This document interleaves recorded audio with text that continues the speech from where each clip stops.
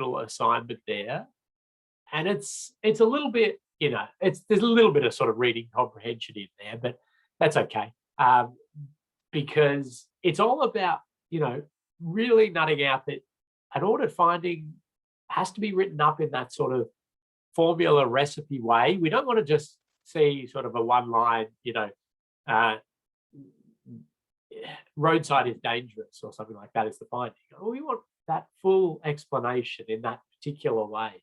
We want the risk rating, and we want you to really go about risk rating through that method of what is the likelihood, and finding the likelihood on the risk matrix. What is the severity? Finding the severity on the risk. Bringing the two together, finding the resulting risk. And then what is the safe system?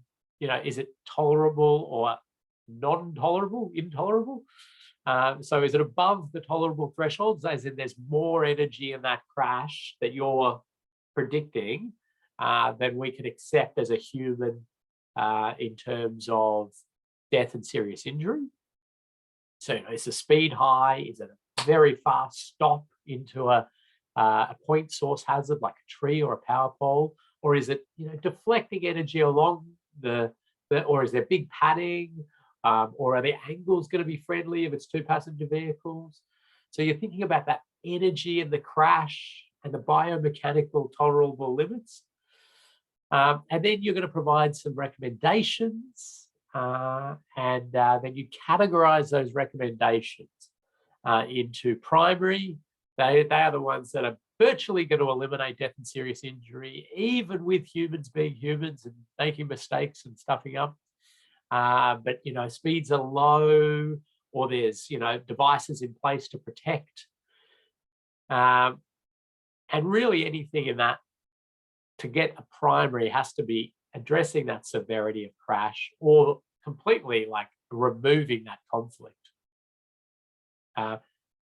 So a little rule of thumb there is anything that is signs, line marking, lighting, anything like that is a supporting treatment. You cannot get a primary out of that because it's far too much reliance on humans, seeing, processing accurately, reacting in time, being completely alert to things.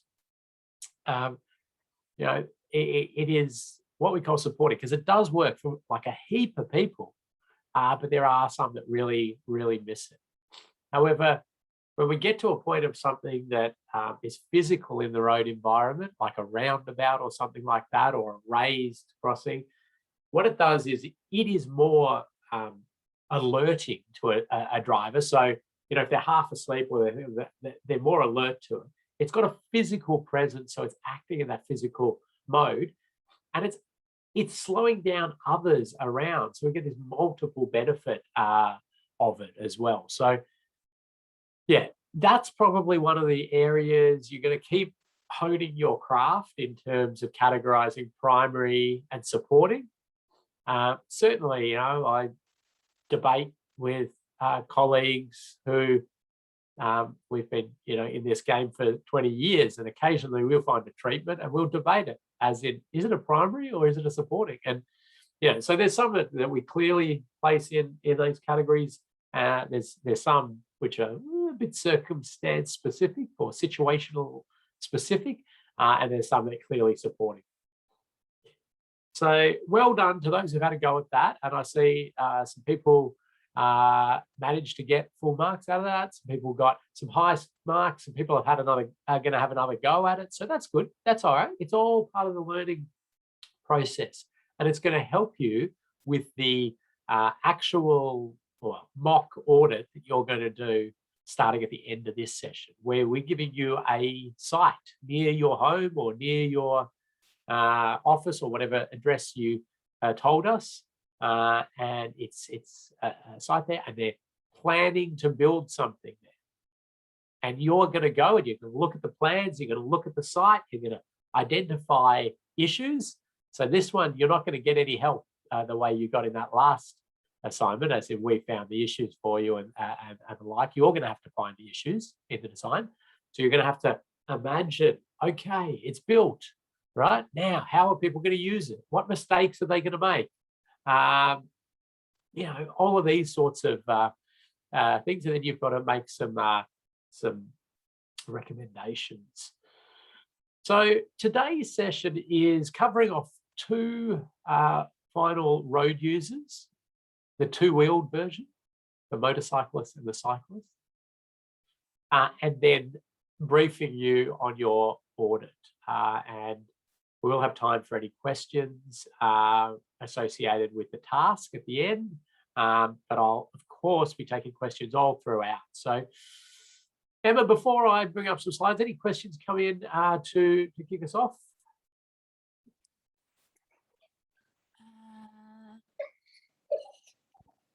There is one about, was the line marking arrow done on purpose? Seems like a bit of an oversight.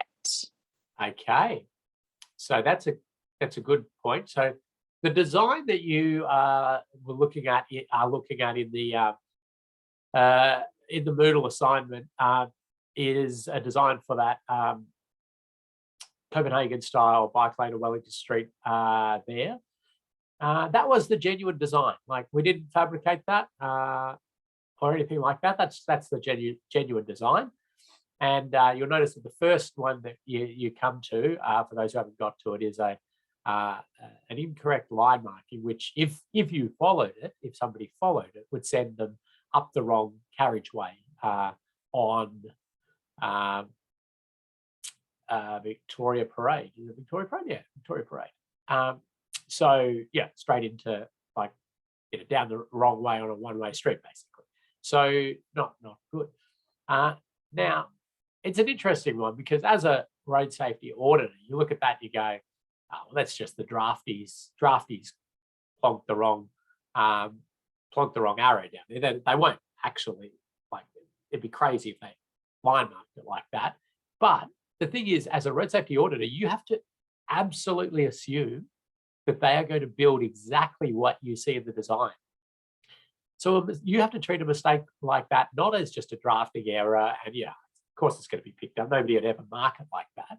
You just got to assume that will happen. And these sort of things occasionally do slip through the net. So those are sort of obvious ones, and they're just wrong. There's a lot more subtle ones for auditors to pick up, which aren't, clearly right or wrong. But you've got a real, vision in your mind of how road users are actually going to use this, and some of the issues and mistakes that'll be made. So that, those are more what audits are usually about. But you do have to pick up those, like, blatant errors as well. Yep, and another question's come through, Ken. Would you consider separating conflicting movements in signal phasing at primary or supporting, i.e. changing filter right turn to dedicate right turn light? I believe in the assignment it mentioned that separating the pedestrian phase with the right turn would only be a supporting treatment. That's correct, yeah. So it is a good question. And so we know, for example, a fully controlled right turn, which is the red arrow. When you approach a set of traffic signals, you want to turn right or left if you drive on the other side of the road, and you face that red arrow. That's what we call a fully controlled right turn, or in upper right-hand drive countries, a fully controlled left turn, but a fully controlled right turn. Now, the thing is, we still categorize that as a supporting treatment, okay? Anything to do with traffic lights, signal phasing, it's all supporting, right? We're not, the reason for that is twofold, right? The first is, okay, so you're faced with this red turn arrow and it goes to a green arrow and you turn and a vehicle comes through and runs the red light, right? They're going at the same speed. They will do that. We know plenty of vehicles run the red lights. So what we've got is we've still got an intersection that has this inherent energy problem. And we are relying on people seeing the red light, being, alert and conscious enough to take that in, realize that they've got to stop. And we just know that sometimes they don't. Okay. And, one of the things I often tell people is get into your crash data, and it's publicly available crash data, filter it for your city by intersection and by highest number of deaths and serious injury. Okay? And have a look at the top 100 intersections that will spit out. And you'll find, this is pretty much across the world, that they are large signalized intersections. Like 90% of them will be large signalized intersections. Now, there's compounding reasons for that. First of all, the sheer volume of traffic going through there means that, the chance of a crash is higher just from actual exposure to crashes. But nonetheless, it is really clearly evident that people are making mistakes. They're running the red lights, be it intentional or unintentional. They are running the red lights, and they're doing it at speed and at bad angles, right? So what we have to do in order to get primary is to slow them down, change their angles, and that's the only way we can really create that primary treatment. Now, the one in the example that you're looking at is a little bit of it gets closer to primary because of the reasoning that it's a T intersection. It's a turn where the vehicles have already slowed down, because you can't, but nonetheless, we are absolutely relying on that person. We have too much reliance there on the human intervening and being fully alert and fully compliant. So I hope that makes sense. That's a real classic where people go, but it's a red light. Of course it's primary. You can't go through a red light. And the thing is, I want you to get your head in the space that people can, and they will, right? Intentionally or unintentionally, they will go through those red lights. And we need to now alter the road environment to try to mean that when they do that, the energy is low enough that it doesn't result in death or serious injury. So it's a bit of a change in the philosophy of intersection control over the past sort of 10 years. We've been building and building and building to this in Australia and New Zealand. Certainly, some other countries are far more advanced in it. If you go into any of the Scandinavian countries, for example, it'd be ludicrous to run a signalized intersection at any speed above about 50 kilometers per hour. That would be, that would just be a death sentence to your community in their mind. Why would you ever do that? Yet we're just so accustomed to more of the American style of large signalized intersections, just pumping the traffic through at speed. So different philosophies on it. We're trying to get more sort of back into that. Anyway, that's a good question, and thank you for bringing it up. And it gave me a little, bit of time to discuss sort of some of those philosophies. I better get started because we do have quite a bit of info to cover. And I do want to give out some prizes today in our wonderful little session here. So let's change. You don't want to see the presenter's view, do you? You want to see that view. And I want to get myself my pen. All right, cyclists. Now, I know some of you are people that ride bikes, and I did get reminded the other day that we should refer to cyclists as people that ride bikes to ensure that we humanize people that ride bikes. I ride a bike myself. All right. Now, this session, what we're going to cover is... Sorry, I'm moving things around on my screen.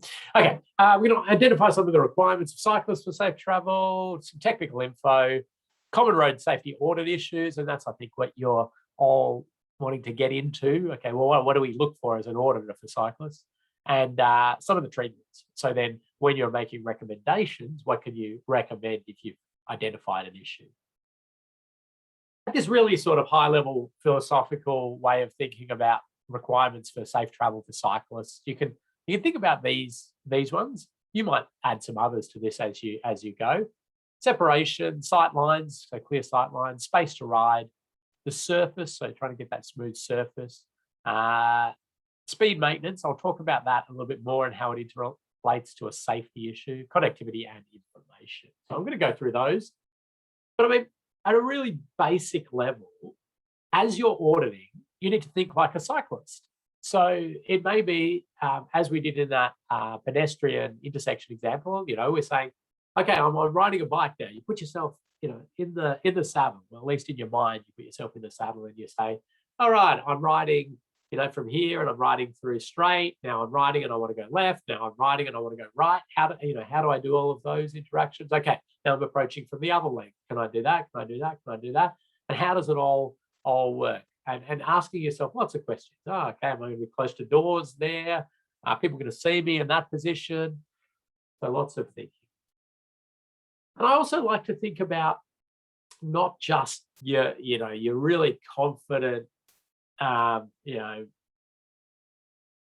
confident mammal. I'm going to say mammal, which is your middle-aged men in lycra. It's the acronym that's used a lot. So you've got to think about like all of this variety of people that ride bikes. And we like to sort of, as a little rule of thumb, think 8-year-old and 80-year-old.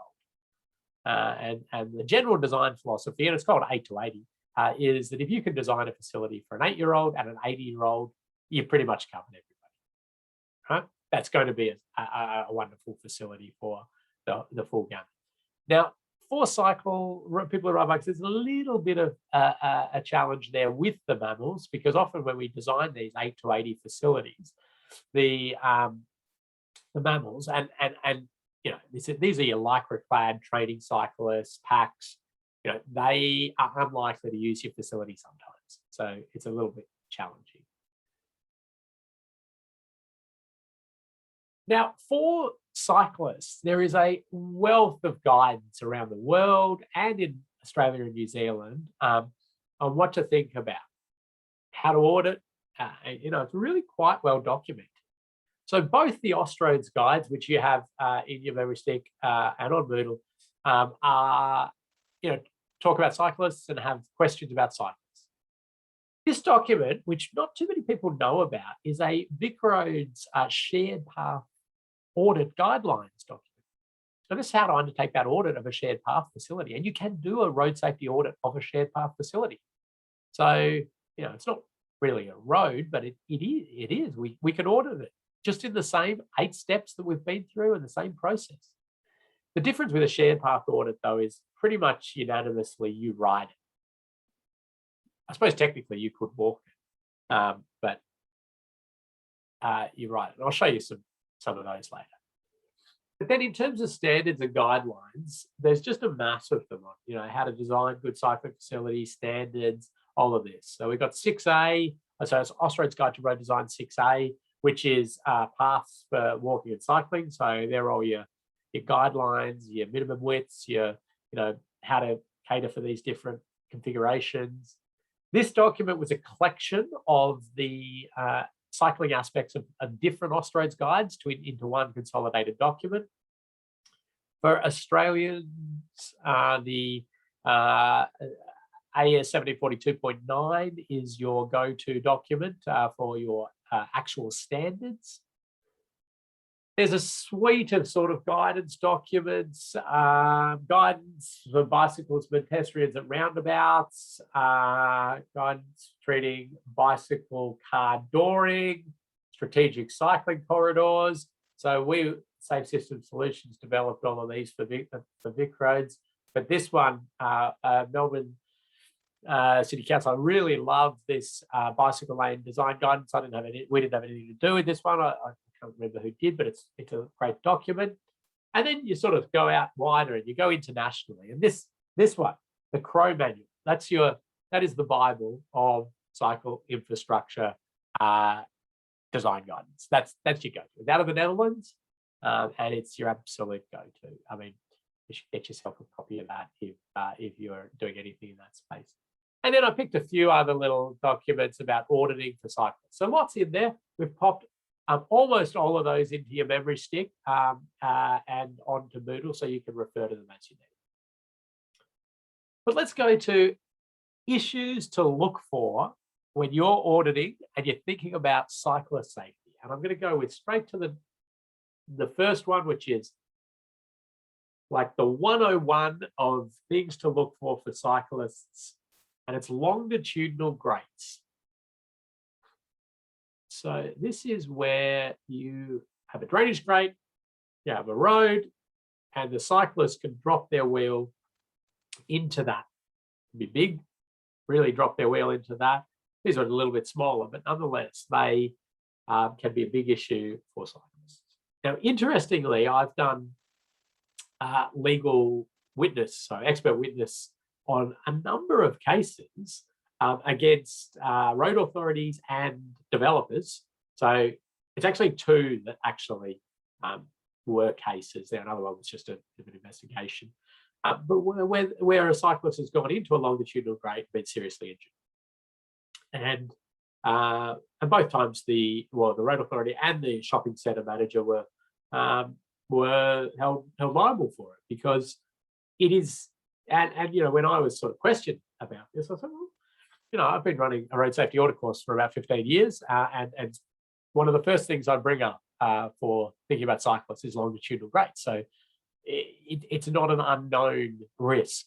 In fact, it's a very well-known risk, and any manager of a road network or a place where people travel should be factoring in risk assessment of the common issues. And so the shopping centre one was really interesting because the grate had been there for a long time in their road in their property, but it was a decent road. They had done a major sort of upgrade and put quite big cycling storage up near the front. And it was basically making this the absolute route for cyclists to go if you're riding your bike. And they were encouraging cyclists to go there.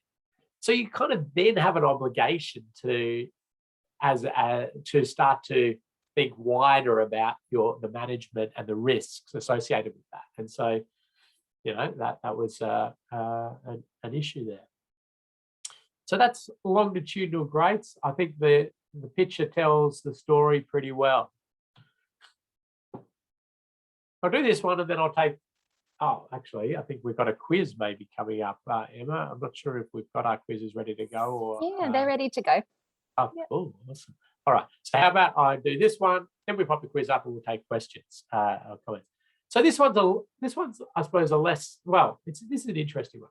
So this is a road safety audit we were doing of Sydney Road, bike upgrades, bike and pedestrian upgrades, lots of nice work happening. So some threshold treatments going in there, some green paint, some bike storage boxes. So that's what we call, that little box area at the front. So the cyclists, if there's banked cars, can come up here and sort of mingle there and get a bit in front of the vehicles. And then, and so, picked up lots of little issues. But this one was an interesting one because that's a bike storage box there. But for Blythe Street here, the signals, when they go green for Blythe Street, so you got the right turn out, you got the left turn there, they give a green left turn arrow for Sydney Road.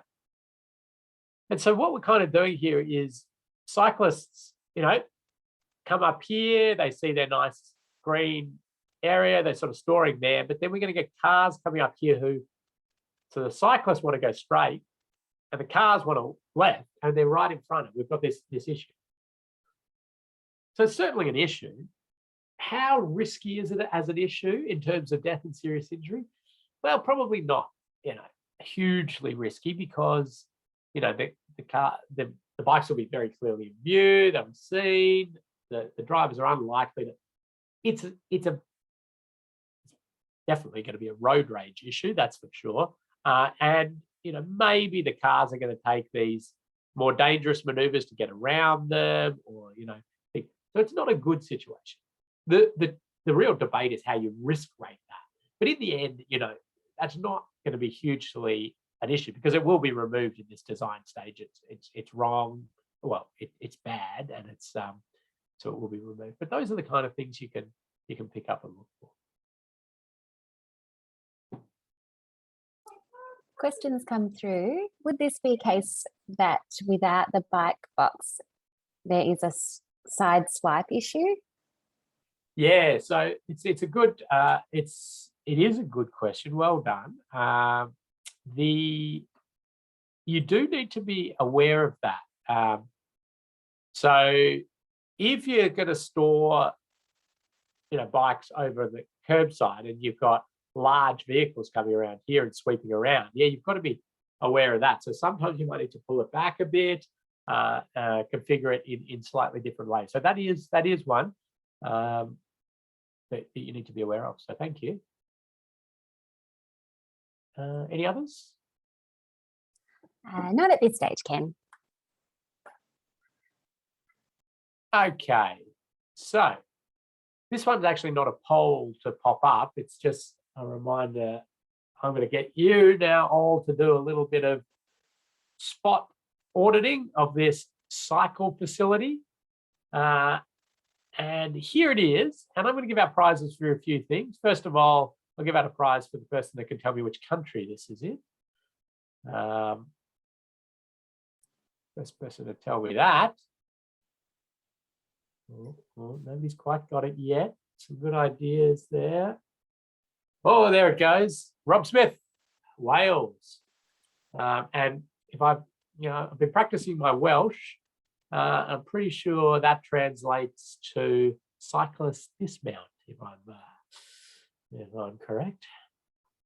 Now, what you're going to do though is have a look at this and just write into the chat things that you would pick up if you were doing a road safety audit of this facility, the bike path facility. So you're doing existing conditions and just pointing out some issues for cyclists. And I'm going to give a couple of prizes out for a couple of specific issues for those who I identify them.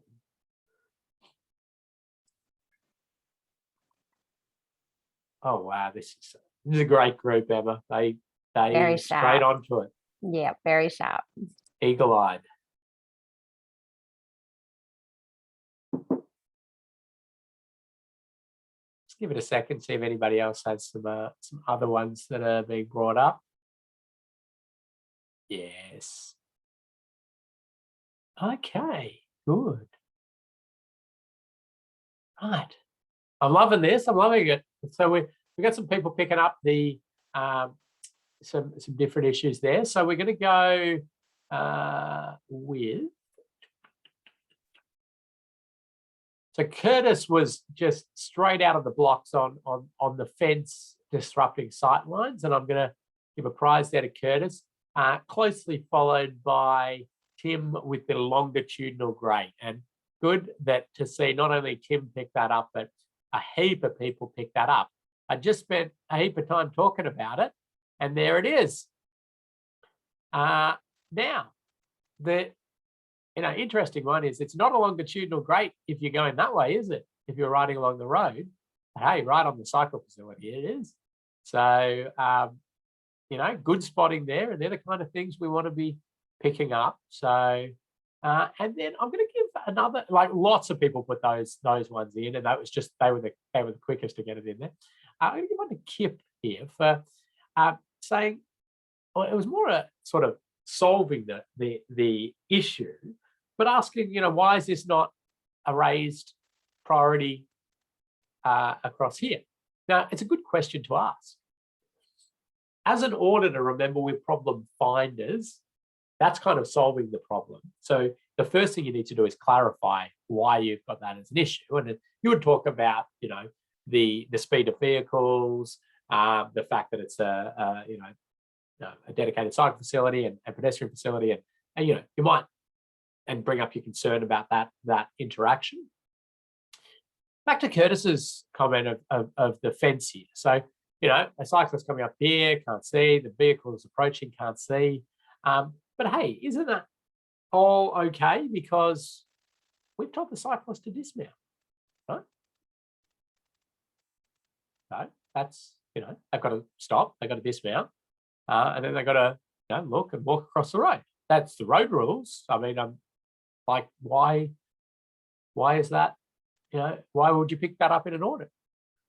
Well, this is the reminder. The audit is how are they genuinely going to use it? Cyclist dismount signs are the most ignored sign. Well, that's okay. I'm making a statement without backing that. I feel they are one of the most ignored signs out there. And this is sort of the height of stupidity, this kind of stuff, isn't it? I mean, this is the one I'm talking about with speed maintenance. I mean, cyclists are not going to dismount there. All you're doing is wasting money putting these signs up. And so really what I'd say is if you as an auditor identify a cyclist dismount sign, try to attack the underlying issue and the reason for that, and try to think about fundamentally removing that risk or lessening the risk rather than putting up the lowest sort of form of control in our hierarchy of control, being that cyclist dismount sign. So, we could cut the fence back here, open up those sight lines. Obviously, you need to talk to the residents and work with the residents on that. But as an auditor, you don't need to necessarily get into that issue. We could, as Kip beautifully suggested, I mean, this could be a raised bike, bicycle, pedestrian priority there. What a wonderful way there. Then we get slower speeds. We get the vehicles stopping to give way. I'd still open the sight lines doing that, but you're getting wonderful, wonderful benefit from that. So thank you for those wonderful ideas. I'm just gonna have a look and see if anything else popped up. Okay, some other things in there that have come up, which are good to look at. I mean, I think those that we just sort of picked there were probably some of the big ticket items. Quite a few people just having a little bit of commentary around the use of the tactile ground surface indicators here. So now, yes, certainly as a cyclist, these can be slippery, they can be destabilizing. I'm not a DDA, Disability Discrimination Act expert. I don't know that legislation and the codes around that very well as to whether this conforms or does not conform. That doesn't worry me as an auditor, a road safety auditor. I'm clearly not a DDA auditor, and I don't profess to be. I have colleagues who can do that. But as a road safety auditor, yeah, you might pick up the slipperiness, the fact that they're not great. If you know that, you might like to say, well, this actually doesn't conform to the Disability Discrimination Act because it should be, I don't know, longitudinal to cross or whatever it is. But like as a road safety auditor, your primary thinking around that is it going to cause reasonably cause death and serious injury into the future? And if you don't think that that's a major issue, then you don't need to bring it up. But if you're worried about slipping and these sort of things or the like, you might bring that up. But if you go, well, actually, there's a lot of concern here, and somebody really with vision impaired is likely to just walk straight onto the road, then you can bring it up.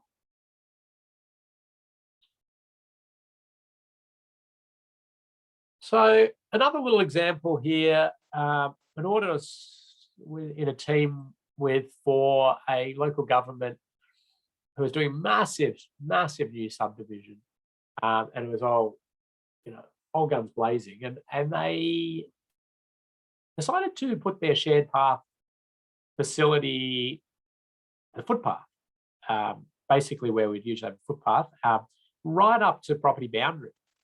And there was some, there's a full audit report, so there were lots of issues in there. But this one was interesting because I put this one out. It's a bit about that fence that we were talking about there. So some of the properties had this full panel fence and had their garages right up next to it. And so you can imagine a cyclist using the shared path facility and a car backing out of their driveway. And we've got that conflict with no ability for either to see that that's happening. And so we pick it up as an order, we make commentary around, opening up these sight lines. These are probably ones where if they'd asked us to come and do the audit at an earlier stage, like a much earlier stage, we probably would have talked about bringing the shared path out, away from the property boundaries. But once it's built, and this was sort of post-opening audit, the idea of saying, hey, put your path, move the path away from the property boundary, it's not going to happen in these circumstances. You can make commentary around that. You could even recommend it, but you don't hold much hope that that's ever going to actually change. You then need to at least provide them with ideas on how to rectify the best possible with what's there. At design stage, don't get me wrong, that stuff you can really get changed. But this one, talking about opening up the sight lines with these drop-down fences so that at least the cyclist can see the cars coming out, the car's got a better chance of seeing that. And also, talking a little bit about also vegetation and those sort of things, trying to ensure that that's not going to grow into the future. But that's the key one. Safe system energy put within tolerable levels. Now, that's an interesting one in the sense that I really feel that, cyclists on their shared path, traveling probably around the 15 to 20 kilometre per hour mark, maybe one that's really belting along, getting up to 25. But if it's somebody like, a lycra-clad training cyclist, they're going to be on the road, and that's where we're getting up the 30, 35, 40, or whatever they're going. So in that sense, you sort of then categorize, okay, car pulls out, cyclist hits 20-ish kilometers an hour, that's tolerable. Like, it's within that under 30 that we generally benchmark, under 30 kilometers per hour. It's not good. We don't want it to happen. You then sort of go, well, I wonder, what if the car backed out and ran over the cyclist? And I think, well, that's not the likely scenario in my mind. Like, that's a different one. So I'm quite okay to go with that within tolerable energy. It doesn't mean that it's not an issue. I mean, it's high. We've put it as high risk. It's just we're talking about that energy tolerance. This one caused all sorts of trouble for that local council. And the reason for that was that this configuration, whatever, was part of their structure plan or the guidelines on the development and everything like that.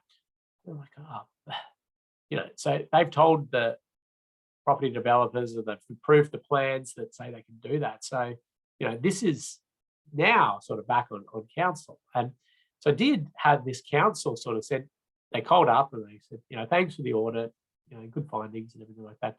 With that property access issue, yep, the high fence, yep, understand it's an issue. Can you take it out of the report though, because it's in our structure plan and we can't do anything about it. And I point this out because it's not the first time people have told me to remove findings out of an audit, and I dare say it won't be the last. In fact, it happens a bit, and it'll happen to you if you get into auditing. The thing is that that's not our problem as auditors, right? And this is where it can be. You have to really stand to your sort of ethical guns in that sense. You're causing them some trouble, some disruption, but you've got to point out the road safety issues. This column over here is where they can respond however they want, take the issue on, refuse to do anything about it. It's over to them.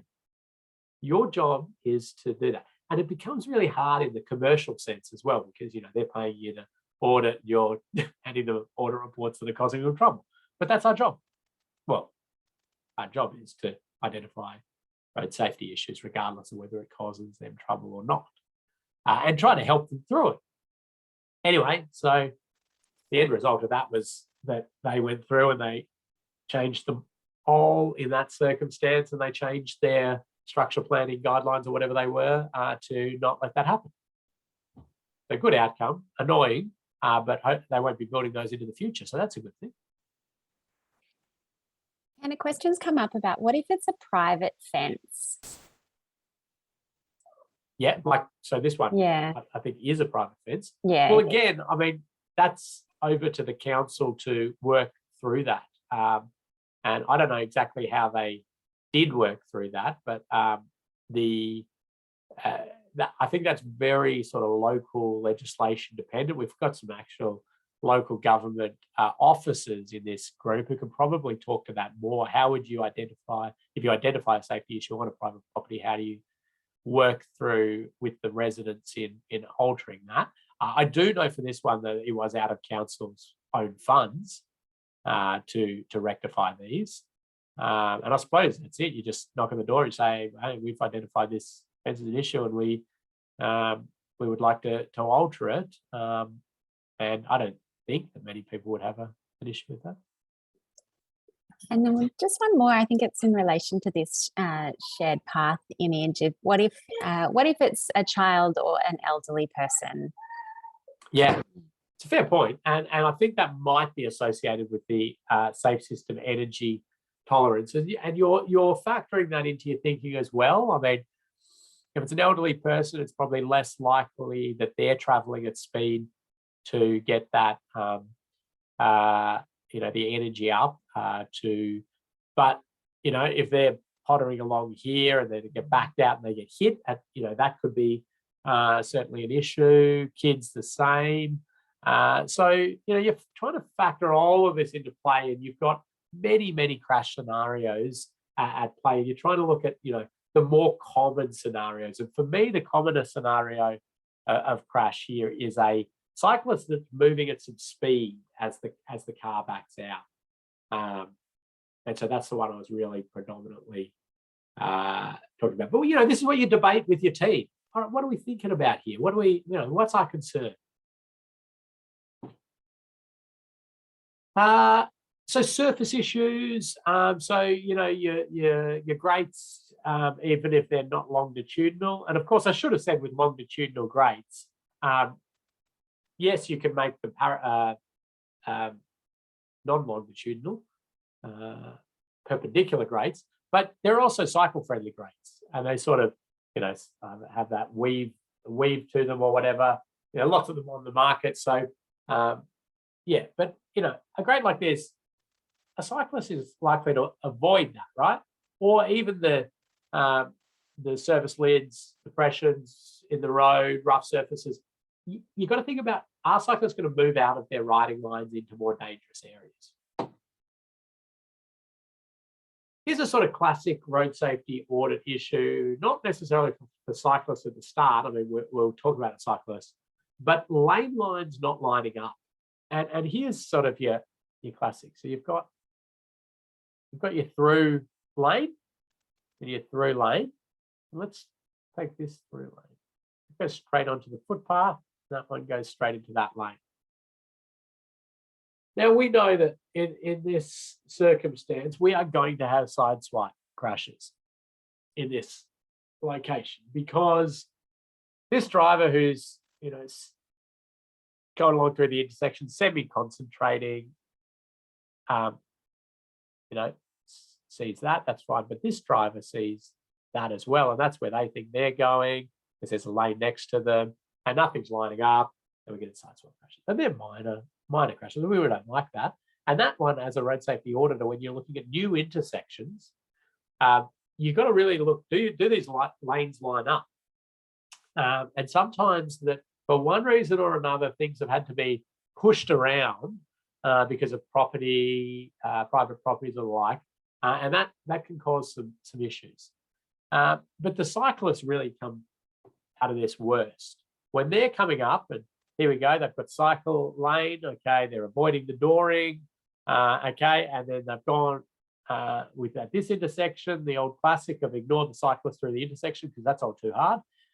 Throw them out into the traffic lane, okay, they're squeezing along now, and then coming in here, and then all of a sudden we've got the car in this lane who's pushed the other car in this one, and we've got a nasty scenario here. And who's going to come out worse? The cyclist.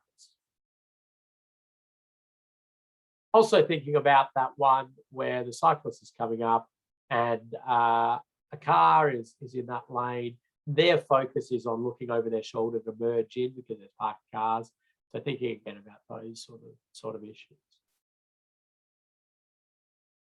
Roundabouts. So cyclists at roundabouts has been a challenge for a long time. It's probably one of the road users we identify as not getting the as big benefits out of roundabouts as we would like. Pedestrians are interesting at roundabouts. Seems to be that research and evidence around that shows that from a pure road safety perspective, they're actually not too bad. They're pretty good for pedestrians, but they do impede permeability. People don't like them. They probably walk away from them to cross often. So there's other problems with it, but nonetheless. So Austroads did quite a bit of work on cyclists and roundabouts. So this was the old way at a single lane sort of urban roundabout. Used to be keep your sort of cyclists as far out as you possibly can, get them away from traffic. And that identified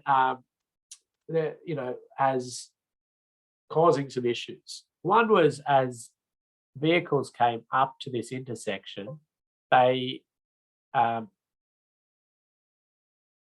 okay, sorry, ended my PowerPoint, I think.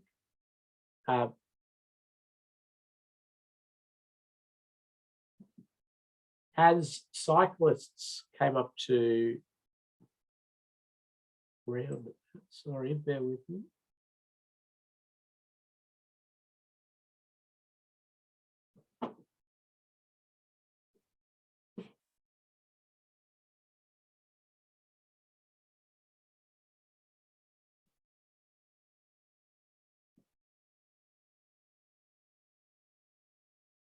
Sorry, Emma. All over the place here. That's okay, Ken. These things happen. We're back. Yay. As drivers approach that roundabout and they look right, there's this thing that it's actually it's fascinating. I find it fascinating. So behavioral psychologists, human factors experts will talk to you no end about this thing, and it's called look but fail to see. So if you Google look but fail to see crashes, I mean, there's just a wealth of literature on it. But it's essentially that the driver looks to their right, has clear view of the cyclist, looks directly sort of in that vicinity, but doesn't take the correct action. And this is why the human factors and behavioral psychologists love it, because they delve into all these things like threat theory, which is saying that that subconsciously that's not a threat to them, so they don't stop. It's not a conscious decision, but it's in the subconscious. Others are like, well, they're looking to their right for a car, and so the extra time in cognitively processing, that's not what I was looking for, but I also have to stop for that. That extra time is such that they're not. So the positioning also was seen as an issue with that. It's not in the position that they're looking for risk or for their reason to stop. So it's still in view, but it's not where they were looking. So factoring some of that into account, and also the fact that cars would often try to squeeze next to cyclists. So cars coming up here would try and squeeze through cyclists as well. Austroads went with this guidance on marking it so cyclists should claim the lane is what they called, and they wanted to put these things. And now I'll give a prize for the first person who can tell me the name of that little doohickey in the chat. And Sarah has got it. It's called a sharrow. A sharrow. It's a shared arrow, and it's you place those in areas where cyclists and passenger vehicles or vehicles will share the same lane, and told claim the lane. Now that does appear to be working better. It's a better position that people are more aware of cyclists approaching, but and there's not that trying to squeeze through. But the question I often ask is, really 8 to 80, remember, are we going to ask the 8-year-old to claim the lane over the big 4-wheel drive or the truck or the like? Is this really providing us with those cycle facilities that everybody's going to use? So we're catering for some of the cyclists. So, maybe just factoring that in. 2-lane roundabouts, especially problematic for cyclists going through, and we have a dynamic visual obstruction issue often where, a car's here, a car's back here, the cyclist's coming up here, this one's turning left, this one's going through, can't see, we have a conflict. We have the idea of a cyclist trying to turn right, having to cross multiple streams of traffic. There's lots of problems. The general philosophy, and this can also work on your 1-lane ones, which I'll show you shortly, that you could adopt, it's more, it's more expensive than things, is you do some separation and you get the cyclists off with their own dedicated facilities to go through, or then they can, pause here and you can separate the crossing if you have a more dominant stream. So they're ideas on 2-lane roundabouts. And of course, we can do this with the urban roundabouts. And this, to me, is your 8 to 80 design for an urban roundabout. And this one's at Moray Street. That's the artistic impression, but there's the live sort of version of it. And if you can have separated bike facilities on the approach, and you can provide this sort of crossing for a cyclist, and it gives them the ability to sort of, if they want to do a right turn, if they're coming up here where you go, that's sort of seen as best practice. And it's, based off the Dutch sort of annular roundabout design, and also catering for pedestrians as well. David makes a great point. There needs a lot of space. It certainly does need a lot of space. There are other things, I think, that can often be done, even if you don't have as much space.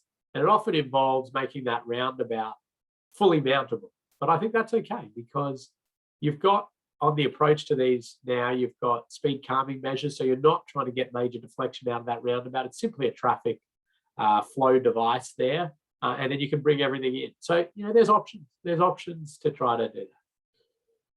And there's lots of different unique sort of roundabout designs, people trying things. And us as road safety auditors can play a big role in helping through manage risk. We are not here to stifle innovation, right?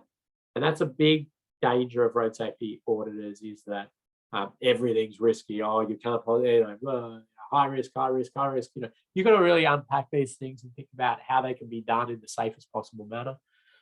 This one's, I'm just bringing up because it's an interesting idea to have this little spot where a cyclist in this sort of protected area, and there's 2-lane roundabouts, so they're still trying to keep them to the outside. And they just have this little spot where they can pause while traffic's going, and then they can move to the next bit and cross. One of senior designers and senior road safety auditors, when looking at this, he called it the mammal pouch, the little nook for the because he's calling it that because it was a dominant route for the cycling, the lycra-clad cycling training cyclists to go. So it was predominantly going to be middle-aged men in lycra using that as a little cubby to sit. But you've got to factor in there, well, the swept path of larger vehicles and vehicles turning, and vehicles that are coming up here and looking out to their right. Are they going to see cyclists that are storing there? Is there enough actual space there? I mean, we're usually talking about packs of cyclists, not your individuals. So, could 2 or 3 or 4 cyclists fit in there? These are sort of the practical questions you'd be asking as a road safety auditor. The questions come through, Ken, which I think is helpful. Is there some aspect of road safety auditing that brings in an idea of safety in simplicity? Wow, what a good question. Yeah, that one's gonna haunt me for the whole weekend as to whether I want to say yes or no. Or I like the idea. I do know some pretty complex areas that operate very safely, though. So I don't know if complex simplicity is the only thing. Real worldness, I like as a way of doing it, but maybe simplicity is good.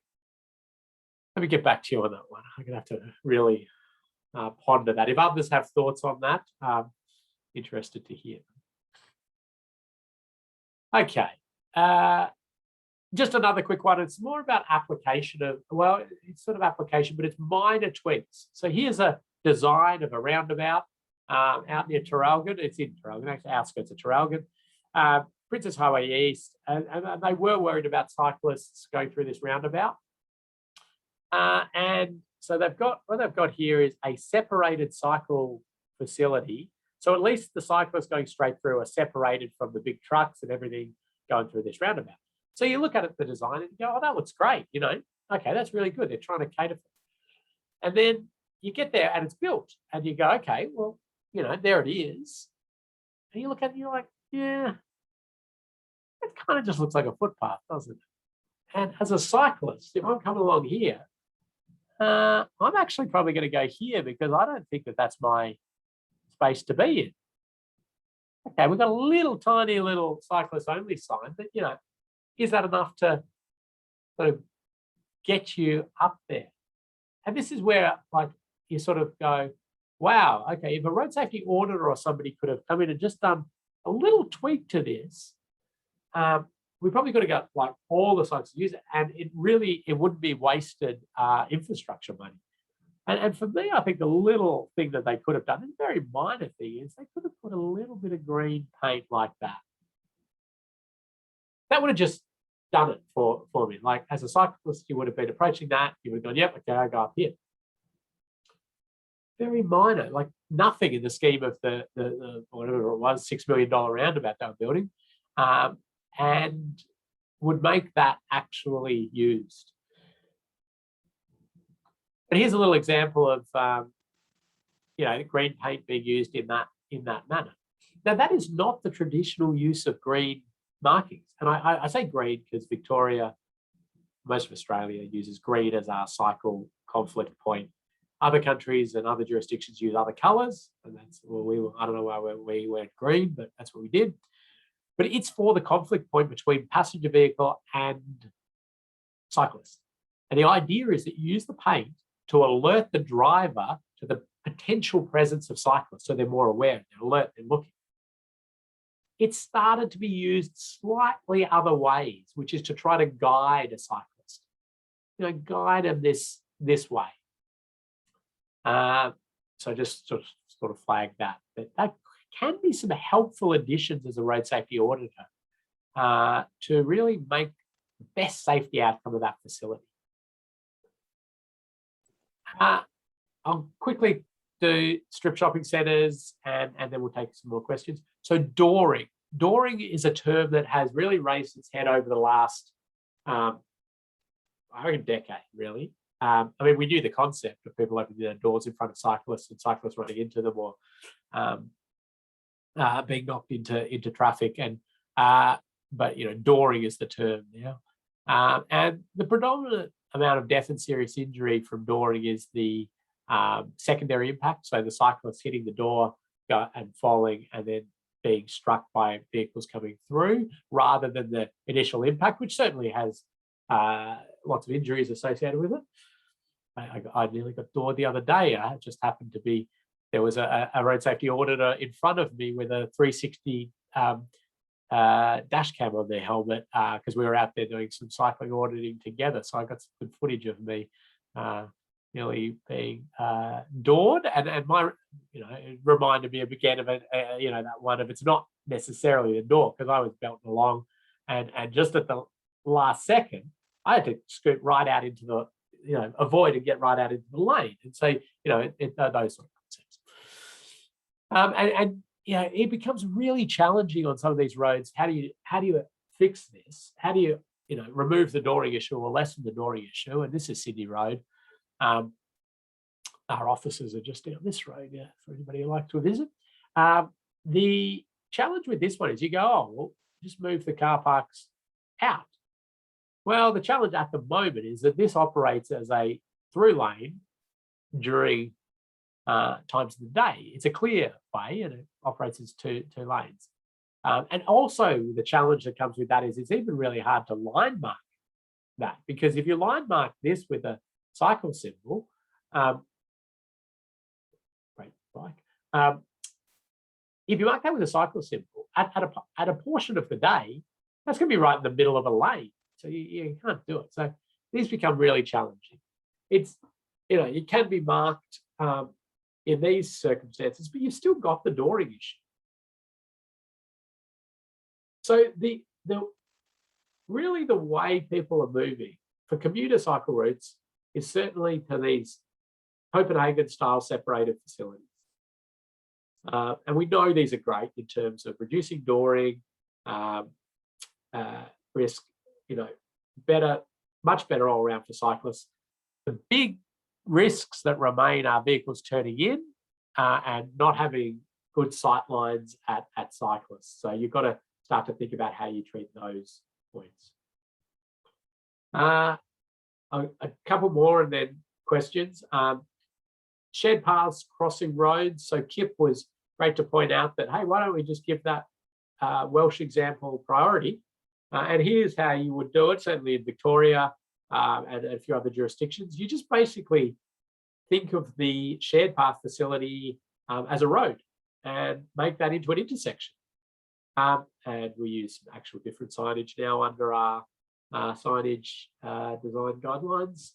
So here's one, that's what the driver would be seeing. They see giveways, it's like an intersection, they don't have priority, raising it up and the cyclists going through. This is what the cyclist might see. So you get this continual just run through, raised, nice, and it's a pretty good facility. And just another little aside, I think local area traffic management can be done fully with cyclists in mind that give us the same outcome. So this is a one-way slow point, and that is a specific local area management technique where you basically make this so only one car can fit through, and then you let the cars fight it out. And in fact, they come up slower, they slow down, waving each other through. You are intentionally creating that slowness because of they can't both fit through, coming both directions. I just love the cyclist bypasses on this one. That's saying, hey, yeah, fight it out, cars. And the cyclists are getting their run through. Too often in local area traffic management, we squeeze the cyclists in with the vehicles. So we'll do a chicane or we'll do an urban roundabout. We're squeezing them in with the vehicles and creating this. Yeah, we're doing a great job of slowing vehicles down, but you create a pinch point there for cyclists as well. So this bypass lane is a really elegant way to do that in my opinion. Emma, questions, comments? Yes, we've got a few. A question, any views on managing pedestrians and cyclist conflicts? We found a lot of time, risk assignment and treatment mitigation can be subjective, and cyclists generally don't like stop-start. Yeah, so Victoria Walks, which is a organised advocacy group for pedestrians, they did quite a bit of work on pedestrian cyclist conflict, shared paths and a few other scenarios. So they've got some reports on their website if you're interested in getting a bit more of an understanding of that. From a pure death and serious injury to our community perspective, it does not present anywhere near the issues of so many other things for pedestrians and cyclists and passenger vehicles. So as an auditor, I'm conscious of it, but it's not my biggest this must be, high risk all the time. I know it's got sort of implications on people's confidence to walk, especially elderly and the like, on some of the shared path facilities and I think that's important to delve through. I do, sometimes I really just put my road safety, death and serious injury blinkers on a bit and acknowledge that there's wonderful people working in those spaces and trying to nut that out, and coming up with stuff. And I'll just, tell them if I believe that's going to contribute to death and serious injury to our community. So it probably hasn't helped you with your answers, but pointed you at some documentation. Other questions? Great. Will pop-up cycle lanes be mentioned? So no, not specifically. And pop-up infrastructure all over the world is the go. I don't know what COVID did, but it was just the catalyst to, going and putting stuff in the road, temporary stuff. I will say a couple of things on it. I mean, these pop-up facilities need to be road safety audited, and luckily, the ones that I'm aware of in metropolitan Melbourne are very much being road safety audited. We've been doing lots of audits of pop-up facilities, and other auditors around Victoria are doing great work. And the reason that's so important is because they're quick, they're changing the road environment significantly. They're and so you're trying to work through the risks and the issues that these are creating. Also, your parklets and your street dining. I mean, these are all big uses of the road, which have this great objectives around them. But we just need to work as auditors to be the ones to really ensure that if we believe that presents that risk, that it's being altered, it's being, again, I say it's not our job to stop and stifle any of this. Our job is to help facilitate this in a safe manner. And so the principles and everything are all the same as what we're talking about. Just look for risk, be common sense about it. How a car's going to actually use that? Are they going to be driving into these areas? Have they got the swept paths? How are cyclists going to use it? Can pedestrians get through there safely? Are there any issues for motorcyclists? Is it all visible? Follow the checklists, and you'll get a great way to look through those sort of pop-up facilities. Shared path audit guidelines, will be really quick on this. So some common safety considerations.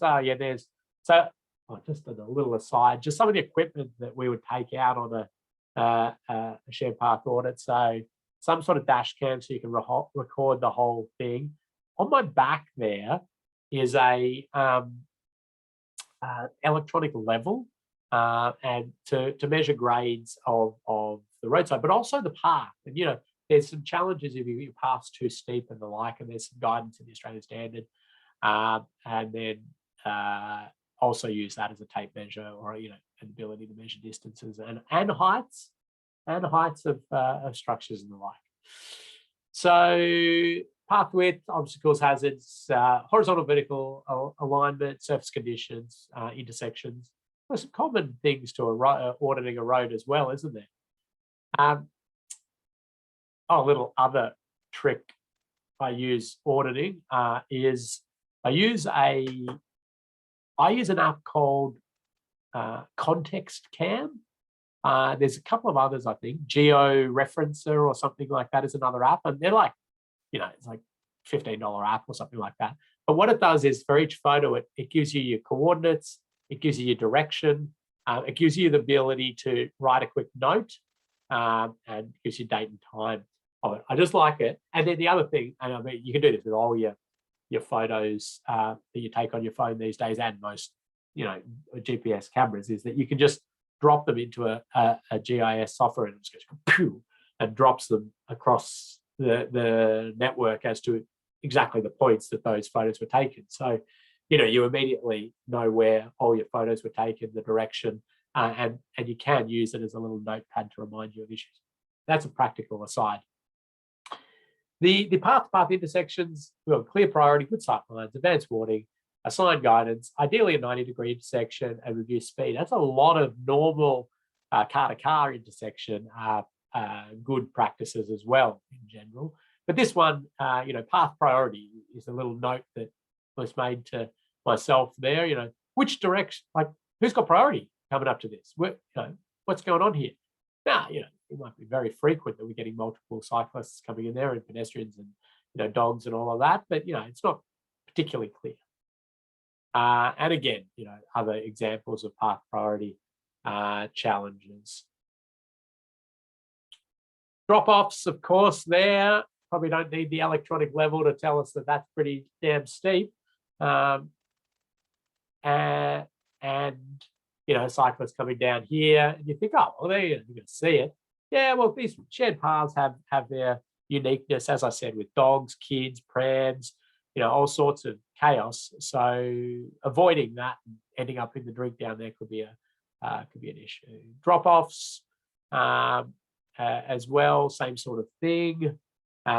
Even hazards sort of close to the path, and again, you can refer to the Austroads Guide to Road Design Path 6A, is it 3A, 6A? I'm having a mental blank anyway. The one that we've put in your memory stick, because it talks about offset hazards and those sort of things to give you a bit of guidance. But still, if you think it's an issue and it doesn't and it meets that, you can still report it in your audit. That's not a problem. And any sort of fixed things within a path area, think about it at night. Will it be seen? And again, are we causing issues there? Debris, rocks, all of that sort of stuff. And these paths are often subject to a fair bit of that because they're sometimes in flood areas. And that's because you use that as good land for that. And then the fencing that's used, you want to make sure your fences don't catch a handlebar or a foot peg, pedal. Foot pegs are motorbikes, a pedal on a push bike. And so, just thinking about ensuring that it's cycle-friendly fencing, and there's some Vic Roads standard fencing requirements, as there are for other jurisdictions, and I assume around the world the back of a W-beam, again, another road safety audit for shared paths. I mean, you've got to give the designers and the road managers here credit, because they've used barrier to separate vehicles from getting into this shared path that they're building, or this path facility. But the issue for the cyclists is that they're exposed to the back of these posts. And that's one, again, that local governments have been successfully sued over. So you can do back-to-back W-beam, you can protect them that way, and certainly like a back-to-back flexible W-beam system would be really you go in these situations, and you can do some specific work. But again, as an auditor, you're just pointing out that if a cyclist hits that, that's going to be pretty nasty, so that you give them some ideas. Again, like obstructing your path, sometimes you kind of think you need to do it to stop cars getting in there and doing donuts or whatever in the paddock, and or whatever the reason for that is. This at night on this path facility is going to be pretty bad. The chain they've put there, I reckon the cyclists tied that there to warn other cyclists at night, hey, you're going to get clotheslined here by a chain if you come through here. So we can reconfigure all of this, and you really want to make them retro-reflective tape, well line marked on the approach, and warning if you need, and we're in better scenarios. I mean, this one I think is pretty good practice. The better practice would be to get rid of the cable stay. So that's your cable stay holding up a power pole or supporting power, and have that not in the middle of the path. But if you can't do that, at least this is quite well worn. These are flexible bollards. So if the cyclist was to hit that, they collapse. And thematic road safety audit. So we put a fact sheet into your Moodle and memory stick that talks about thematic road safety audits.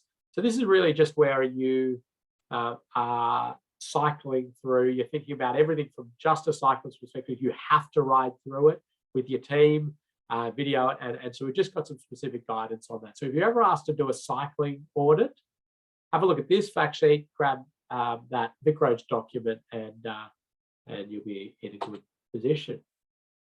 I think time for a stretch and a quiz, and then I'm going to race through motorcycle safety and brief you on your audit. So hopefully, Emma, there might be a little quiz poll coming up. Remember, you're not marked on this.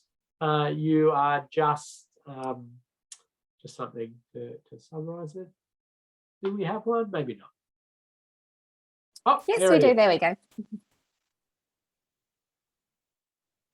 2 questions.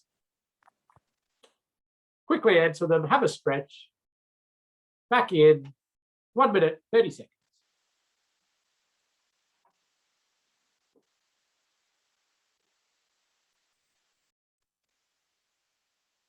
Okay, and we'll end the poll and let's share those results. Which of the following is not a common cyclist requirement for infrastructure, separation, connectivity, cadence, and clear sight lines? It's a little tricky question we put in there. Cadence is a bicycle term, but it's not about infrastructure. It's about how fast you're pedaling, what your cadence is. No, so that's not an infrastructure term. And what is the name for a shared space arrow? Chevron, Sharrow, Sparrow, and it is a Sharrow, as most of you got. It has a chevron at the top of it, and a sparrow is a little bird. Beautiful, thank you for that. Let's get rid of that. And I am going to, I should have done that while we were doing it. I'm going to talk about our next one, which is motorcycles. Pop into the chat if you're a licensed motorcycle rider. Always interested to see if we've got any licensed riders amongst us. And similar to cyclists there, I'm just going to talk about the things we need to consider for motorcyclists for safe travel, some info about where to get more info, and audit considerations and some terminology. So motorcyclists are generally considered our highest risk road user, okay? They're a most vulnerable road user. They are actually 20 to 30 times more likely to be killed and seriously injured, in the same compared to a car. And I think we all sort of know that, but they are inherently risky in the sense that they are inherently unstable. So they only fall over. They don't have that shell of protection. So they're like a pedestrian or a cyclist, but they are traveling at much, much greater speeds. So we've got that fairly dangerous combination there. So some documents for this one. The suite of things called Making Roads Motorcycle Friendly. So this was something actually many, many years ago when I worked in the road safety department at Vic Roads. We developed the first ever Making Roads Motorcycle Friendly, and it was a document. There'd been a little bit of work done by Transport for London, but we expanded it to rural roads and everything like that. And it's just talking about lots of specific considerations for motorcyclists with infrastructure. And the thing is that we do often design for cars or pedestrians or cyclists, but we really have rarely ever designed for motorcyclists. They're often seen as, it's either lumped into with cars or, with bikes, but it's yeah. So these are some good documents. Keep an eye out for sneaky wallies as well, of course. So here are my 5 S's for motorcycle safety when you're auditing and thinking about it. Sight, surface, signs, strike, and speed. Okay, little check-in that you've been listening. What is our formula for risk? Prize to be won here.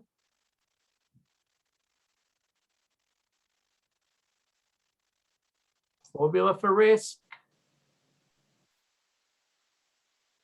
All right, Matt's onto it first there. Likelihood times consequence, and then a few others with severity times probability and the like. Matt can have the prize for that one. Probability times consequence or likelihood times consequence, either way is fine. It's likelihood times severity. It is the chance something's going to happen, how bad it's going to be. And when we think about motorcycles and these 5 S's.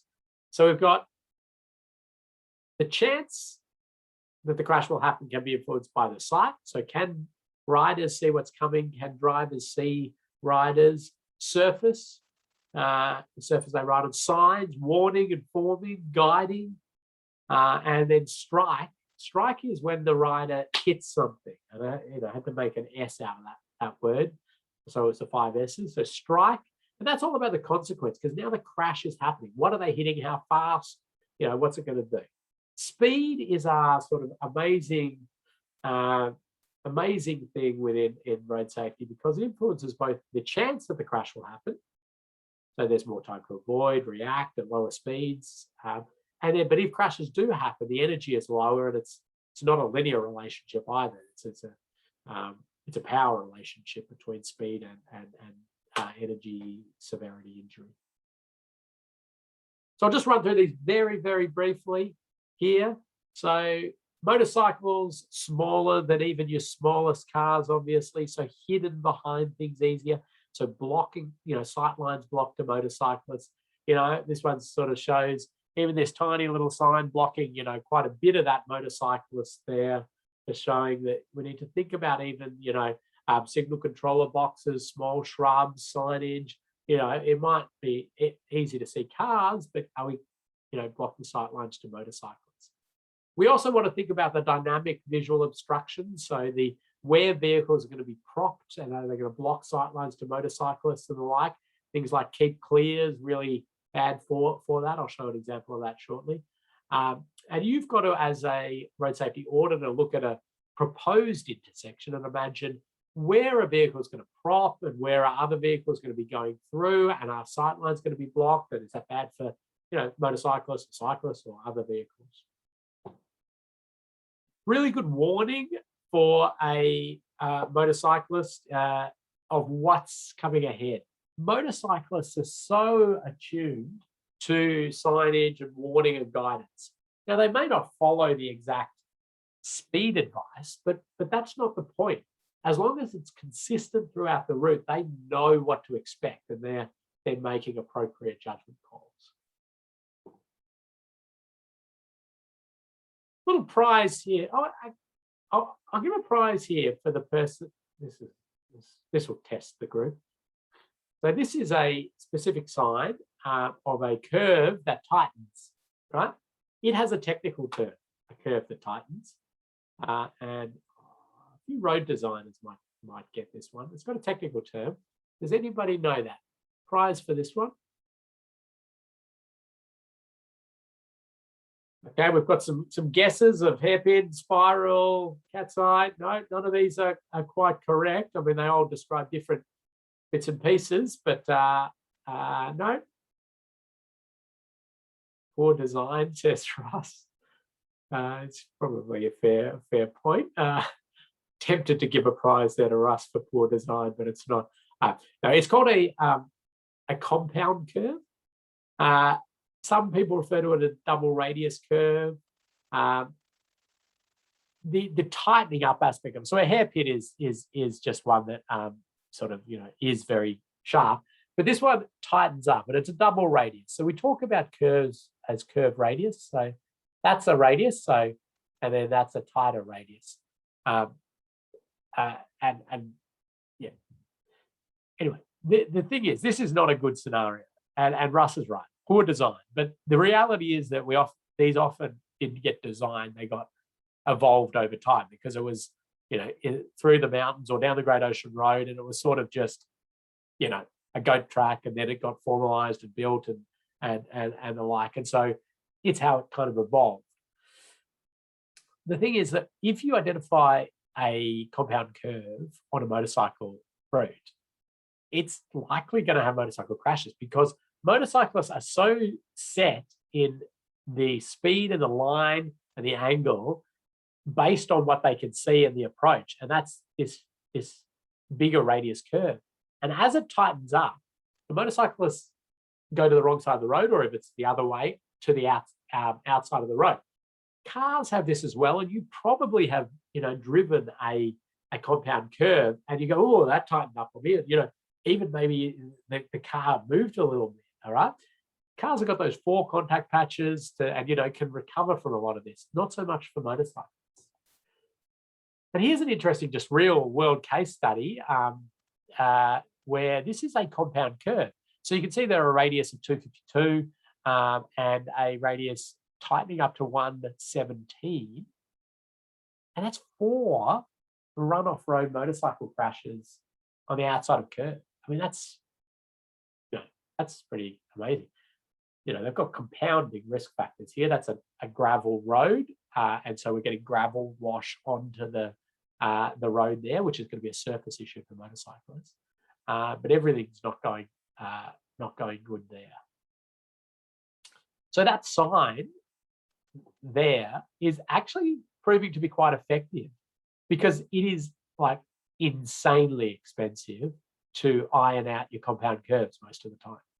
I mean, you'd be having to, blast rock and build structures and all sorts of stuff. So what we're trying to do is warn. So the motorcycles seem to be attuned to this curve type. They know it and they act appropriately. Questions, comments?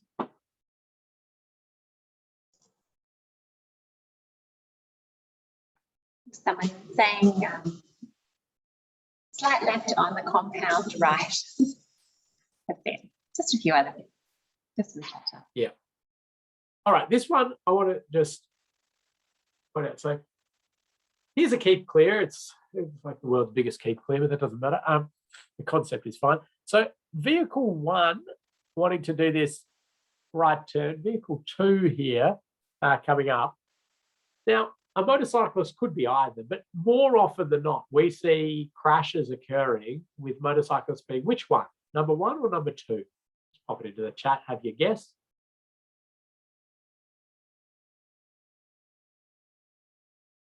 Oh, this group is on it. Number 2. And then so many came in so quickly, I can't give a prize out because you're all winners today.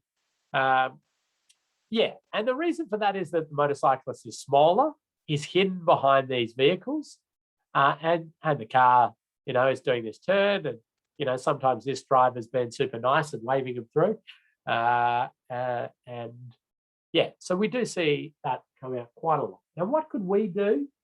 Actually, here's an on-ground vision of that actual intersection, and so the big truck here is going to obviously block the Pajero, the white Pajero. There's sight lines to anything in that other lane shooting through. What can we do about this? What can we suggest as road safety auditors? Well, there's huge ways to try to address this sort of thing. I mean, you can look to slow vehicles on the approach. You could signalize this part to link with the signals down here. You could do lots of other things, but one that I really like is to just move your hold line if you keep clear back a bit. That opens up sight lines both for the driver, but also for the motorcyclist to avoid react to the crash.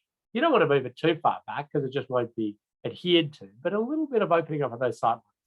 I don't know why this is there. Oh, actually, I do know why that's there because they're trying to get vehicles out when this side gets congested. It's a mad little spot. And yeah, as we said, motorcyclists being hidden behind trees and the like. So thinking about good sight lines at intersections. Surface, just think about the fact that motorcyclists are on a lead when they go around a curve, and that any surface issue is going to be amplified for a motorcyclist. We often talk about motorcyclists as the canary in the coal mine when it comes to surface conditions. They are the first ones to be killed or seriously injured when things are not right. So really important. And the most important surface locations are on the approach and through the curve for motorcyclists, or any area they are likely to have to make an evasive maneuver or hard braking. So approaches to intersections and the like as well.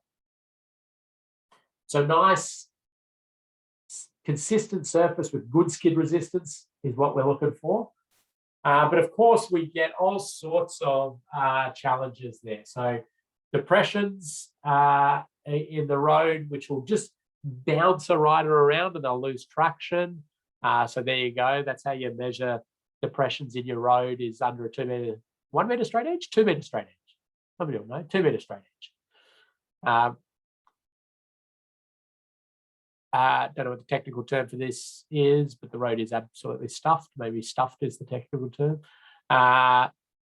Around a curve, we're going to have issues. I suppose back to this one, like you might go, well, they're going to see that a mile off. Well, you got to, again, think about, what about at night? What about when they're following behind a truck? Yeah, there's lots of scenarios out there where these won't be seen. And of course, also your work sites and debris and gravel and mud that gets washed out on the road. These are slip hazards for cyclists and motorcyclists. Even thinking about where your patching happens, connections of patches. So, that's probably a likely spot where we're going to get it breaking up in the future. So ideally, if you could do full width patches where you are doing rectification works like that, that would be ideal. Probably a little bit more cost in it. And these kind of things, there's a patch that's happened and has not performed. So the road's breaking up again. It's not a very popular motorcycle touring route in the Yarra Ranges. And coming around a curve, a motorcyclist is sort of locked into their line and their speed. And if they see this, they only really have a couple of options. They can pull the bike upright and try and go through it, or they can avoid it this way. They cannot avoid it this way. Physics does not allow it. Well, yeah. And so what we need to do is obviously try not to have these hazards, but if we do, pre-warning of the hazard approaching until it's rectified. And surface things we put into the road to cause surface issues, so big steel plates, again, if it's raining, slippery surface for a rider. And again, they may come off on that at a relatively low speed, but we do need to think about them sliding into areas of live traffic at speed. And think about it when they're following behind a truck, it's at night, the visor's a bit foggy, all sorts of conditions which could cause trouble. So they can be painted, they can have skid resistant surfacing. There's lots of things that if you absolutely must. But as a road safety auditor, when you're looking at a design, this one's your more permanent surface coverings. But if you're looking at a design, and a roundabout's a classic often, is because it's a bigger footprint than the existing one. And the designers will often, sometimes, the services will be still within the circulating carriageway because it's bloody expensive to move the services. But what you're leaving there is a potential slip hazard or something that's going to destabilize a motorbike or a cyclist even, right in that point where they're on a lean a little bit, they're avoiding traffic, they're looking all around instead of at the surface because they're avoiding other cars. So at a design stage, you'd like to get services, pits, pit lids, or service lids out of the carriageway. Questions coming in? I know just a comment from Will. This set of slides would make good learning material for learning materials for learner motorcyclists. Yeah, that's right. All the dangers on the road. Yeah. And that's it. Well, that's probably a good sort of call on safe system holistically, isn't it? We are focusing as the people designing, managing, maintaining the roads to try to do everything we can. And then you've got to have the riders themselves doing as much as they can. And then the vehicle people designing lots of wonderful features on the vehicles and the motorcycles with ABS and airbags on motorcycles. Those are available these days. It's pretty amazing stuff. So those jackets that I was looking at videos again of those the other day where they detect certain levels of acceleration, and then the jacket goes into like Michelin Man for the motorcyclists as they're struck by something. So there's cool stuff going on across the other elements of the safe system as well. So, improving skid resistance, really important. Water blasting, any way you can make it have more grip for the rider. You don't want it to be a slippery area. And here's some skid resistant surfacing, but you notice this particularly for motorcycle safety, it's on the approach to the intersection where the rider might be braking really hard. It's through the intersection where they might be avoiding a car that's put in front of them or the like, but it's not done here because it's all costing money, and that's a far lower risk area. And barriers, sealing and your surface right up to barriers is a great thing for motorcyclists if possible. I'll talk about barriers shortly, but if a motorcyclist sort of goes in a bit fast into this, and they drop a wheel into that gravel, they're going to hit straight into the barrier. But if you've provided them a little bit more to recover, they could be all right. And very small little, lips and things can destabilize a rider. The more mountable the curbing, the better. So this is a semi-mountable curbing. You want mountable curbing or semi-mountable. This is what we call a barrier curb. It's needed in some locations for drainage purposes, but that's going to really destabilize a rider. That's a bit better. And here's a little video just to show you how small a lip can destabilize a rider. I think actually it's quite a nice design and it's all looking pretty good and well highlighted, but I just want to show you more the small surface change that destabilizes the rider.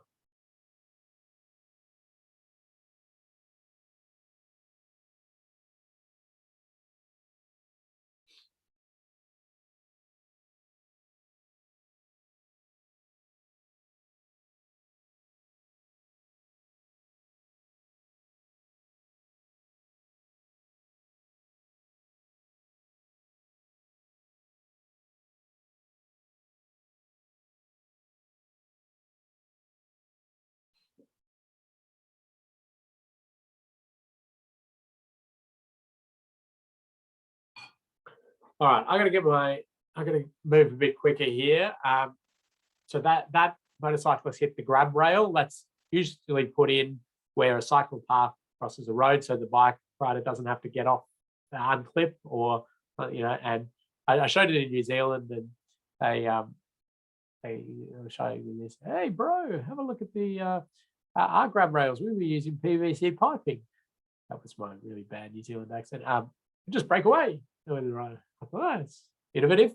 Not sure how it's going to hold up to you there, light, but anyway, that's to be found out. One thing you will find if you get into road safety auditing in a big way, you will get designs where people want to paint large things on the road. Be that big stop sign on the approach to an intersection because they're having overshoot problems, or stuff like this.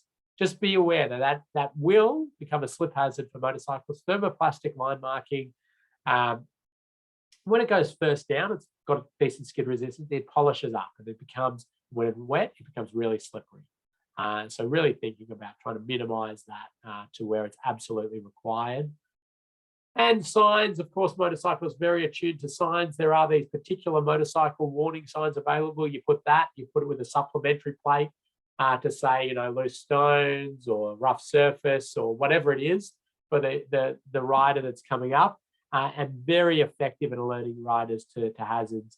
You want to use these as a short term. You'd like to rectify that issue, but why would you do it for loose stones? You're probably asking, why not just sweep the stones? Well, it's probably a quarry or something that's continually dragging stones out onto the road surface.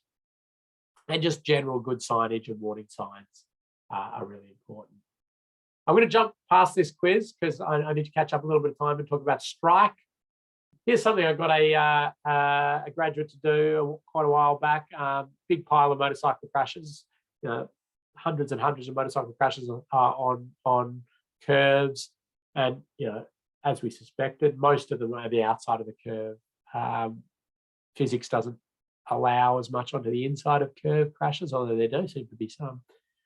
If you look at car crashes on curves, it's actually about a 50-50 split because of the overcorrection ability of a car. So a car will come in too fast on a curve, or for some reason go to the outside of the curve, and some of them will overcorrect and shoot into the middle.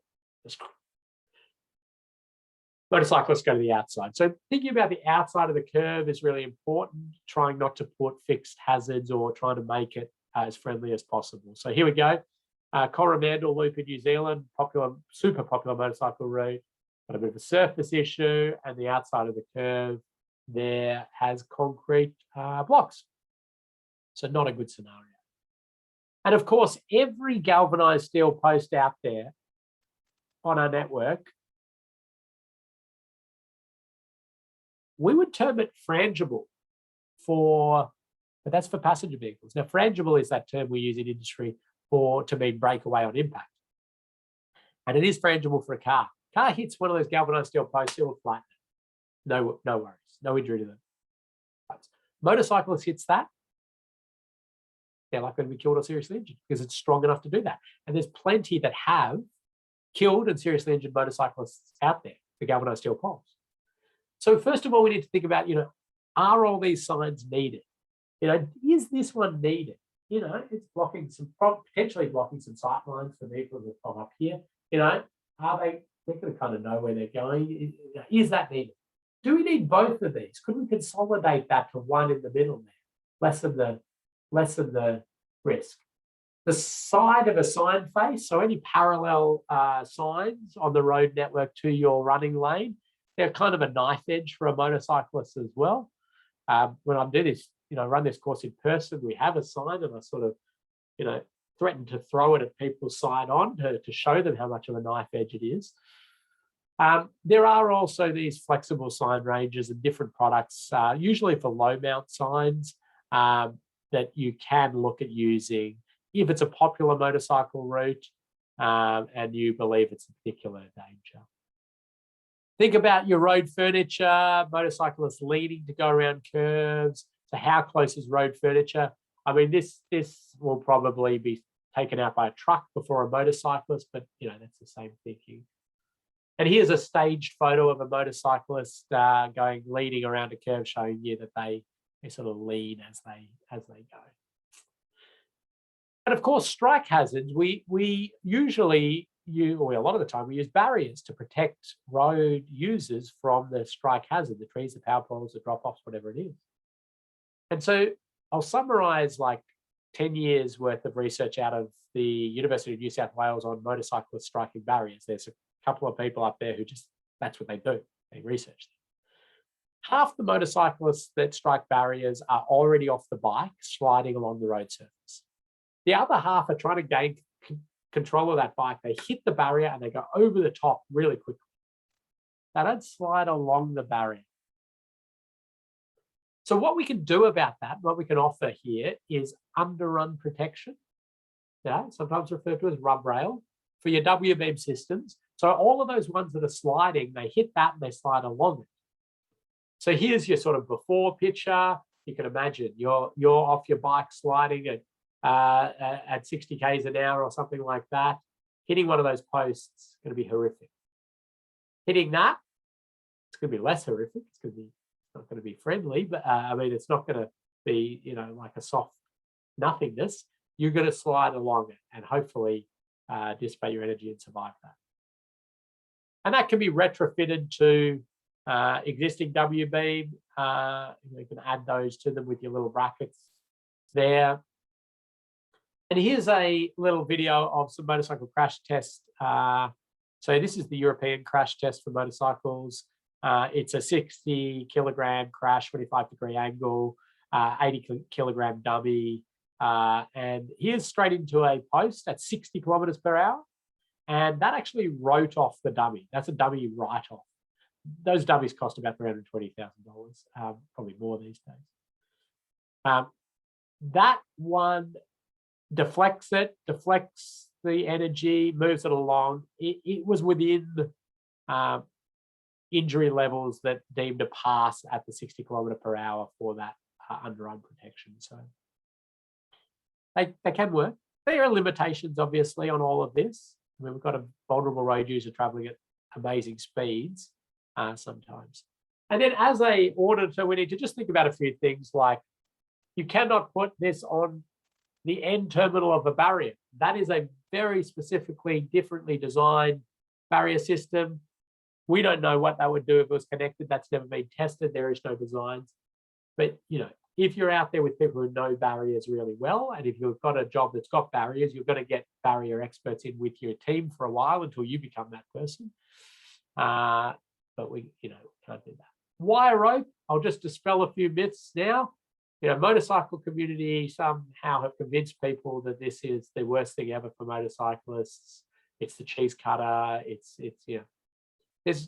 There's hardly any motorcycle crashes with wire rope barrier, because wire rope barrier is generally used on fairly straight, because you can't actually install wire rope systems on a tight radius curve. I mean, in fact, 200 minimum, absolute minimum radius is 200. Because if you're looking down on a curve here and you put a wire rope barrier system like that, this is a barrier in tension. You're going to tension that up, and you're going to tension that up, it'll just pop into the middle of the road. In fact, even at a 200 minimum radius curve, you watch as you tension, your posts start to want to pop into the middle of the road. We don't use it on popular motorcycle touring routes. We just can't, right? So it's a moot point. The other thing is, it's basically used on, your big long freeways and the like. And then when a rider hits it, it's either the post, they're sliding, or they hit it and they go over the top. The wires are not playing a role in any of the crashes that have happened. The one thing I suppose I do agree with the motorcycle community, and I should say I'm a licensed motorcycle rider. I don't actively ride. I'm way too scared to do that. But I am licensed. The one thing we haven't really developed a good motorcycle treatments for wire rope. The reason is because it's never something you do. You're putting wire rope up the Hume freeway or something like that. You're not going to motorcycle protect it, because motorcyclists don't fall asleep and drift off the road and run out into these areas. It doesn't happen. But anyway, we've got these things called stack cushions available. They're like the goalpost padding you put around each of the posts. They do a bit. I'm not going to say they're a great road safety treatment. They're something, right? So there you go. You can sort of retrofit it there. An example of a road safety audit here for the South Gippsland Highway, the route down to the Motorcycle Grand Prix. So it's really popular for motorcyclists, going down to watch the Grand Prix and everything like that. So it's quite, So putting in some wire rope barrier in the center of the road, and the road safety audit came back. I wasn't the auditor on this. I was in the road authority at the time. Said concerned about the posts, consider the motorcycle stack cushions on each of your posts. And so we did that at $45 a unit for 5 kilometers. The dollars racked up. These days, every single time that would be a back-to-back flexible W beam with under-run protection. We just didn't have that technology available. That sort of barrier, tech end stuff, investigate barriers, come to our 3-day barrier course if you want to know all about that. And then just a few little installation things. Rub rail needs to be connected with the bracket to sit out, so it's flush with the thing, because you lose all of your deflection there. And also, like if a leg or an arm can fit through an area, and a motorcyclist is getting is crashing into these areas, it's a fair chance that it'll go through. So just be aware of that. Same sort of thing under there, and deflecting, redirecting along into a hazard as well. So just sort of thinking through this. I'm going to have to stop there, I think. Speed only needs, I think, 1 or 2 slides, basically to say that all the usual things to try to elicit the appropriate speed and warn and inform. So chevron alignment markers, guideposts, advisory speeds, are all really good things to try to help motorcycles, and regulatory speed limits as well. And motorcycle audits. Oh, wow, you're going to be keeping your eye out for Wally's today. Motorcycle audits, similar to cycling audits, but you get a motorcyclist and a rider, and you get them to tell you what they're seeing and feeling. You mic up their helmet, you have a following car, and the rider's out there saying, I'm seeing this, and the audit team can be looking at different hazards. Okay, sorry, I raced a little bit at the end there. I'm happy to talk one-on-one to anybody about motorcycle safety. I love doing the I love talking motorcycle safety infrastructure. Plastic backing boards, yeah, you can do plastic sign faces and the like. Okay. Let's go to Moodle. Hang on, am I you? Yeah, I can certainly. Oh, I'm happy to do it, actually. I'll just control it. I've got to be a bit quick. That's all right. Yeah. So you are now going to need to do a mock road safety audit. So you're going to go in Moodle to module 5 here, complete your road safety audit site visit. Here's a design, and your name should be at the end of one of these, right? You're going to download your design, okay? And you're going to download the Word document that sits at the top of it, okay? Because you're going to fill out that Word document. You're going to open up your design. You're going to have a look at it. Oh, there it is. Okay, I don't know whose design this is, but they're putting a raised pedestrian crossing there. And you are auditing the design. Hang on, people saying, are you seeing my screen, Emma? I've got a designer. Yeah, the design's up. Yep. Yep, good. You're auditing the design, not what is currently there. However, if there are things that are issues that are currently there that are going to continue once they've built this new thing, you can report on those. But you have to imagine the future and pick issues in the future. Then you're going to open up your audit template, and anything that is highlighted in yellow, you need to change. Anything that is not highlighted in yellow, you do not need to change. So you're going to change what the road is. You're going to do a little executive summary. You can do that. Put your name in there. Now, reviewed by, you can just put my name or leave blank. We should actually probably have deleted that. We don't need you to get somebody to review it. So a little bit of background, you insert your name, road safety auditor in training. You put now, this is another one. We don't want you going out there at night. Sorry, we should have deleted that as well. Do not go out at night. We're going to need you to go out during the day, though. Inspect the site. Bit of information there, but this is it. We want you to find 3 findings only. Some of you will find 20 things. I'm only going to read 3.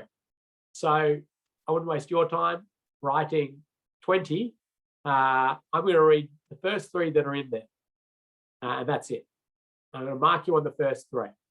So you write up the issue nicely, put your SNPs in, risk rated, energy tolerance, come up with some recommendations. Do 3 of those, that's it. We've left the examples in there. You can delete those. And the last thing you're going to do, you want to sign it, because we always sign road safety audit reports. We don't want you to put photos in of the site. We just want one photo of you on the site wearing your high-vis vest to prove to us that you actually did. You go there, you looked, and it's really important, because you get some really valuable intel and information from visiting the site. There's nothing like a site visit.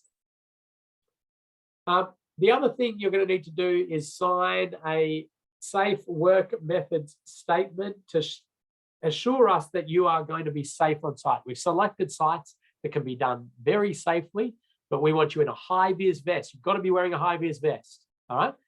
We don't want you to park anywhere that's dangerous. Don't put others in danger. Don't park in dangerous spots. You don't need to be out there looking at, putting your head down to look at the crossfall of the road or anything like that. You're getting a general feel for how it's being used. Maybe you want to drive through it a few times, right? The safe work method statements there, it says common sense things like you're not going to go out there when you're drunk. You're not going, you're going to take responsibility for your safety, as well as, us having selected and risk assessed the sites to make sure that they're safe. But of course, if you have any concerns, do not go out there. Get in contact with us. We'll find you another site.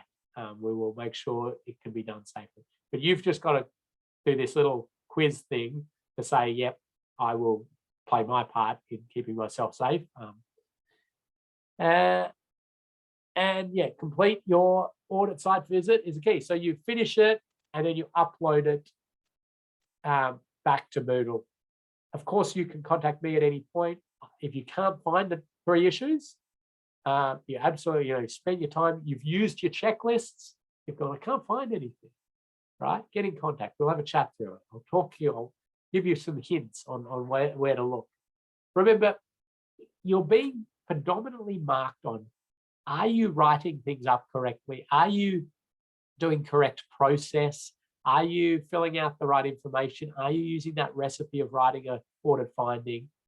Less so much, have they found the biggest issues out there, right? Yeah, I'll be interested in that. And, if there's glaring things to be missed, I might make some comments on it. But, this is about process. You do have a quiz for today's module, so jump into that and do it as well. Any final questions? We've got 1 minute to go.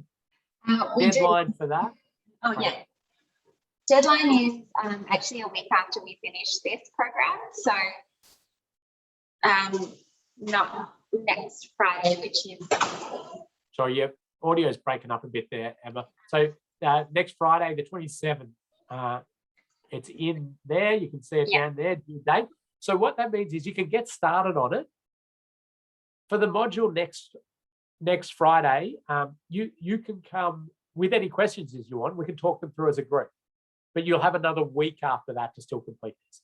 You have to get to the site. Don't go to the site at night, just a daytime inspection. Real audit, you'd go there at night most of the time, unless your client said otherwise, but it's there. Find your design. If your design is just the other side of the city, or, you just go, I don't live anywhere near there, or get in contact. We can probably find you another one, make your life a bit easier.